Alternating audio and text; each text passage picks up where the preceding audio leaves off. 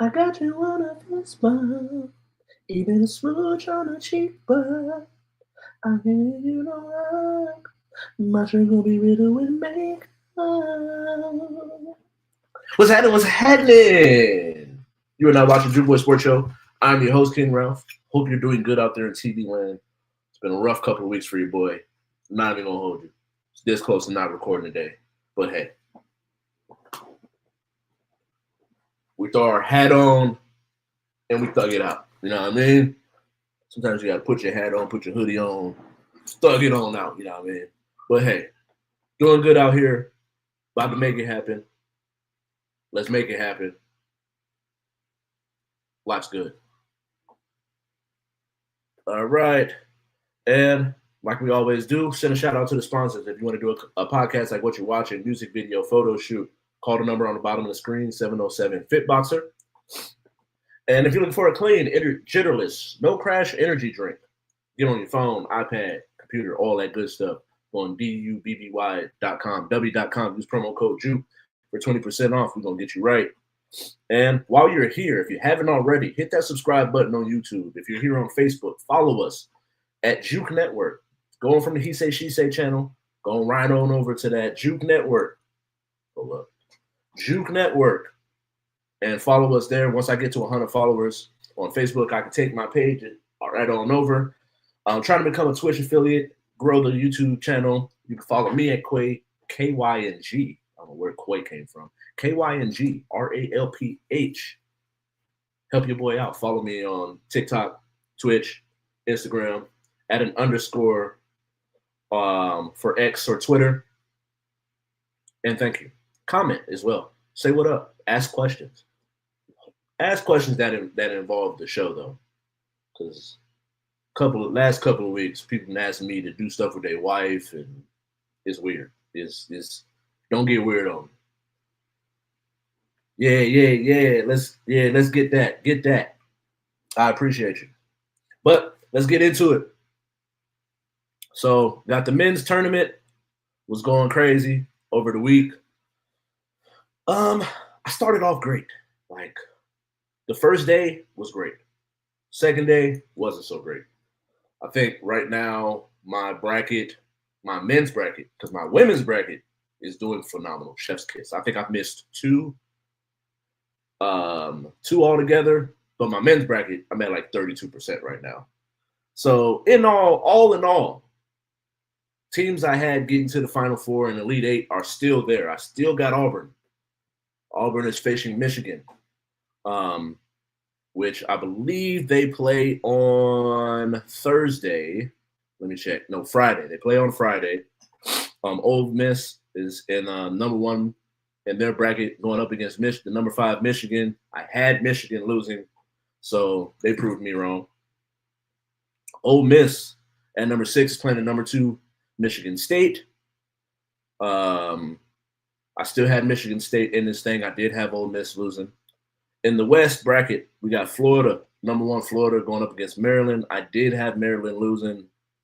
They proved me wrong with a buzzer beater in the final seconds. It's a little bit of debate here because this is one of them like them new rules where before the moment you pick the ball up, you got 2 steps after the ball is picked up. You put 2 hands on the ball or you cuff it. You got 2 steps. Recently, within the last 5-6 years, they've got this thing called a gather step, where once I pick the ball up and the next step I take is a gather step. After that, I got 2 more steps. Now, my dad and his friends, old heads, is definitely saying that's a travel.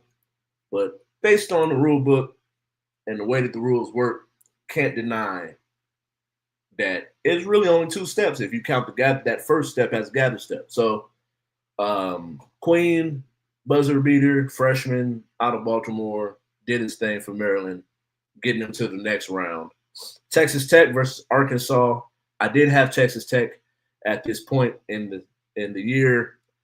I was wrong about who they would be playing. I had them playing St. John, although I did tell you, I kind of hedged my bet a little bit and said that Arkansas has the superior individual talent, but they just haven't been able to put it all together all year. They're putting it together right now.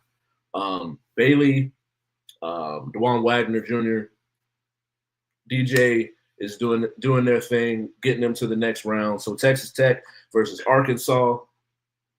East, in the East bracket, we got Duke going up against Arizona. This is the matchup I had. I was pretty much right on this one. Oh, wait, let me see. Yeah, I had Arizona. Oh, I had Oregon losing to Liberty. I had Liberty beating Arizona, so I was wrong on that one. I had Bama and BYU. I did not have BYU. I did have BYU losing to VCU, but I did have Bama getting this far because I had Bama going pretty far in my bracket. In the Midwest, we got Houston versus Purdue.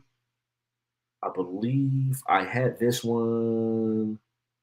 Nope, I had McNeese beating Purdue. They got smacked. I did pick it right though. I did have McNeese getting to this game. I just had them going further and losing to Houston, where I was wrong on that one. Purdue was playing Houston, and then we got in the final matchup, Kentucky against Tennessee. I had Illinois beating Kentucky. They proved me wrong. Tennessee did beat UCLA, which I picked correctly. So for the further part of this, I still have a lot of teams that I thought would be in it at this point. I think really only two of the Elite Eight that I picked to make the Elite Eight are no longer in it. Illinois, as well as St. John. But I got Auburn beating Michigan, sticking with, if you watch the show enough, you know my picks. I stick with my picks. I don't really make too many adjustments. My women's bracket took a hit last night, and I'll get into that later. But I got Auburn just being a little bit too much, too physical, too talented for Michigan. I got them going to the next round.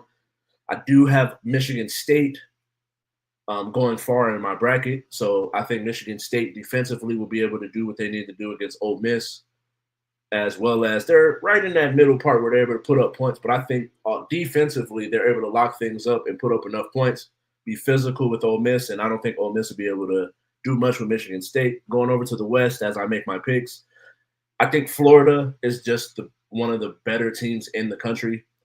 They're balanced, physical, can shoot, get to the rim, switch. I just think that they're going to be too good for Maryland in the end. So I think I got Florida going a long way, as well as Texas Tech versus Arkansas. I have Texas. This is one of the parts of the bracket where I don't have my team that I had being here. So I'm going to go with the team that beat them. I think Texas Tech is a really good basketball team, very very versatile.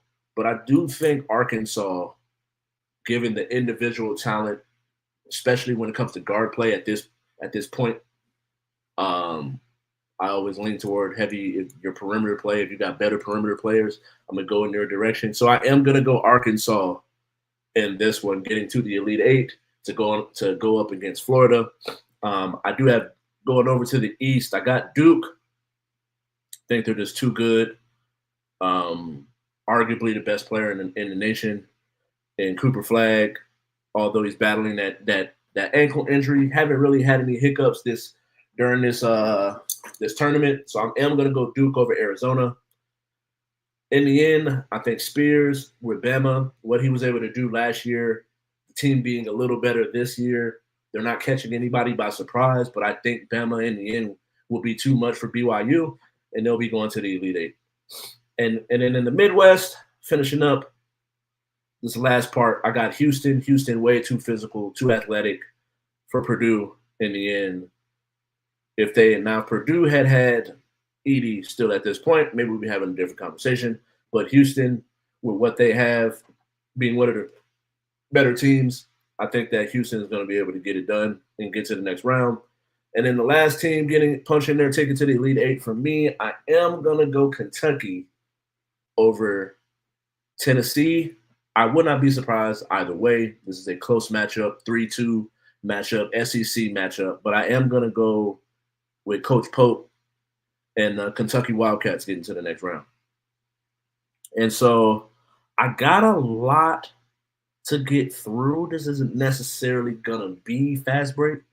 I mean, you know what? I got time. I forgot to put it on here because I was doing Amazon Flex earlier, trying to make a little extra money. Took a little longer than it needed to. So I am not necessarily going to have the prompts on the screen for the women's bracket, but I am going to go through my women's bracket. I gotta go through it because how bad my men's bracket is, my women's bracket is great. So in the end, the one thing I did say going into this though is, yeah, I do stream on here and YouTube. So if you get the chance, go on YouTube, type up JUK Juke Network, and subscribe there. I do my gaming streams on there as well. I just started doing cannabis reviews and cannabis content on there as well as any other like little frivolous thoughts that I have. Sports content like what I'm doing right now is on there as well. My clips and trying to grow that page as well. I have a little bit more traffic coming through YouTube than I do through Twitch, which is why I kind of lean more into the YouTube bag lately. But I do both of what I'm doing on Twitch and YouTube. And so to get back to it, the women's bracket, doing great, going crazy. Maybe we might. You never know. But to get back to it, UCLA, when it comes to the women's tournament, one thing I've kind of noticed over the years is they don't have as many upsets. When it comes to the men's bracket, you can pretty much pencil in 3 to 4 upsets in every round. Well, not every round, but at least the first 2 rounds until you get to the point where you get your Elite 8, Sweet 16s, and all the way up. Where in the women's bracket, you can pretty much pencil in whoever the victor is or whoever is the more favorite team, you can pretty much pencil them in every time. And so you got UCLA. I had them getting to this point where they are in the Sweet 16. I tried to go ahead and pick some other upsets. But I really only missed 2 to 3 going through it. So I had Richmond. I had Georgia Tech playing UCLA. They did not win. I did have Ole Miss losing to Baylor. I was wrong on that one. But I picked LSU to get to this point. I picked NC State to get to this point. I picked USC to get to this point. I picked Kansas State, Oklahoma, UConn, South Carolina, Maryland, North Carolina, Duke, Texas, Tennessee, Notre Dame, and TCU. So to go through it, and then the one thing about women's bracket, they don't necessarily do East, West, North, South, or anything like that, Midwest, but they kind of do like regions by numbers. And so regional 3, I do got Texas beating Tennessee. I just think that they're too good, too talented for Tennessee. One of my favorite matchups in all of men's and women's brackets. I am very much looking forward to Notre Dame versus TCU.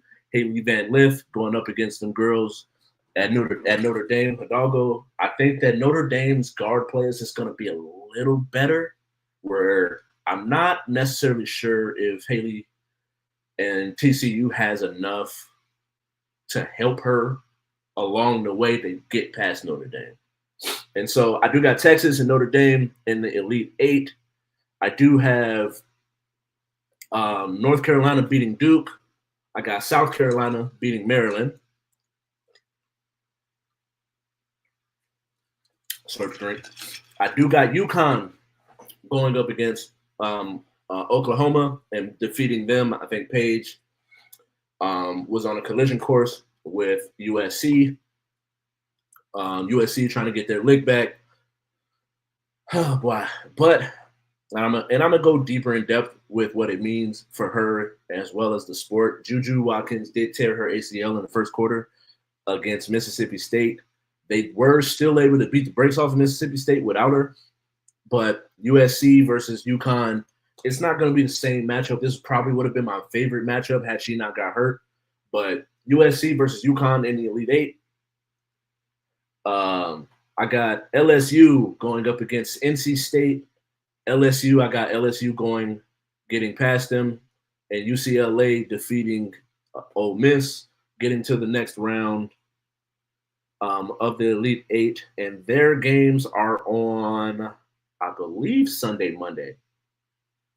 Yeah, I believe it's Sunday, Monday, the 30th and the 31st. And so on Friday or Saturday, when I do my next show later in the week, I will be going into who I think will go further in this in these tournaments. But with the last time I got left, we're about halfway through the show. I am going to do some fast breaks, but it ain't necessarily got to be too quick because I got a lot of time. And so I said I was going to go deeper into it. JuJu driving to the basket, right leg gives out. Team felt a way about it, felt like the other team was being dirty. When you watch it, I get it, the emotion of what happened to her, being that she's the best player in the country, let alone her team. It's a blow, and it makes you feel like the team did something to hurt her. And so she goes down with that ACL injury. We've seen Paige and what happened with her. It took her about a year or two to really get back, really 2 years to get back. No shot at Caitlin, but Paige coming out of high school, her freshman year, she had a hell of a year. Balls out, tears her ACL, I believe the second in her sophomore year. Really took her 2 years to get back to it, to where now we're looking at her as a number one pick. Hopefully, JuJu doesn't have to go through that same thing where it takes 2 years. Hopefully, she's able to get back in the next year. The one problem with it, her tearing her ACL so late, where it's March going into April, I doubt she plays next year. If she does, she's not really playing until February, March time, where you're pretty much warming up and getting heated up for the March Madness again. So I don't really anticipate her playing next year. I think it's very unfortunate. I've been calling her if Caitlin Clark and Angel Reese are the Larry Bird and Magic, then JuJu is Michael Jordan. And so it sucks. As a big fan of hers, the sport, women's basketball, I do think that she does bounce back from this. Hearing and being around a lot of athletes over just my life, being involved in a lot of sports, watching podcasts, interviews, and things of that sort, it's always going to be the mental part, that being able to trust that leg when you come back. And you end up doing where you're being so guarded on this leg that you kind of end up injuring the left leg. So there's so many different aspects and perspectives that can go into this, that praying for her a speedy recovery. Hopefully she can get back within the next year so she doesn't have to miss too much basketball, because Paige is supposed to be in the W right now. She was supposed to be in that class with Angel Reese and Caitlin Clark, but because of the knee injury taking so long to get back, she pretty much stayed an extra year, got an extra year of eligibility, and it's working out for her in the long run. But hopefully we can get more basketball from JuJu, because she's by far my favorite. I think being the same height of an Angel Reese, but having the skill set of someone like a Caitlin Clark, more so you look at her more like a Melo, a young Melo in Denver is kind of what JuJu's game is like, that mid-range, still being able to hit the three, but get to the basket, play defense. No, we don't look at Melo as his defender, but if you look at Melo early in his career, if he had a matchup when he played KD, when he played LeBron, he was engaged and active on the defensive end. And she's blocking shots and making it difficult for the other team. So I feel like she's, in the end, going to have the best career of everyone that I mentioned here, but this setback on her knee injury is just tremendous. I hate it. Hate it for her. And then Coach Prime found himself in a little bit of of a spat with Asante Samuel. But before I get to that, he did bring up something that I thought would be really dope. And so typically college football, they do a spring game in like, I think it's right after the draft. Kind of once the team is set, they got everybody in, they've done a couple practices, and they go and they do a spring game where pretty much it's like the first teams versus the second teams on the respective teams. And so Coach Prime says we should ditch this and kind of do like a preseason aspect that like the NFL does. And the coach for Syracuse said that he would be down to do something like that. So it leads to the question, should the NCAA ditch the spring game? And I get it. When it comes to college, there's so many different there's so many different, what do we call it? Traditions. And it's one of those things where people want to hold on to those traditions. But I think this is one that we should get rid of and really change with the way that things are going. This is another money avenue for marketing deals, being able to get on another way of publicity and viewership, getting these games on like an ESPN, CBS, Fox, and whatnot. I think this is a really good opportunity, and I think that they should do it. I think it will be more competitive because, and I guess maybe not maybe more competitive. I think it would be a better football game because just think about it. If you got 3 months of playing against this other the offense as the defense, and the defense versus the offense. Once you get to the game is going to be a little bit. It's not going to be as entertaining because you know the ins and outs and everything that the other side is trying to do. Where when you get to a preseason game, you probably had maybe a month to prepare, maybe a couple weeks to really prepare, and that's the part where I think that you would probably get better football and more entertaining football if there's one of those things where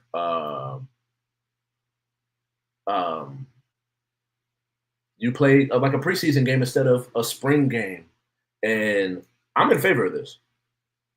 And so to get back to it, Dion and Asante Samuel Sr. have had a little bit of a back and forth over the last couple of days. Asante Samuel was talking about pretty much go look at the stats, look at the numbers. And this is the part for me where I don't like, I get it. Jay-Z tried to coin the phrase, numbers lie, or men lie, women lie, numbers don't. But numbers be lying. Numbers be out here lying. If you don't put context to numbers, like you can say anything and make numbers bend in a way in which you can make it work for you at any point. One of the things that they're trying to do with black on black crime. But if you don't put context to numbers and then make it seem like, all right, well, yeah, black on black crime is a thing. But if you go through every race, who commits more murders against that race, it will be themselves with everybody. It's not just us. So black on black crime doesn't really exist because why do we talk about black on black crime, but white people kill white people at just about the same percentage?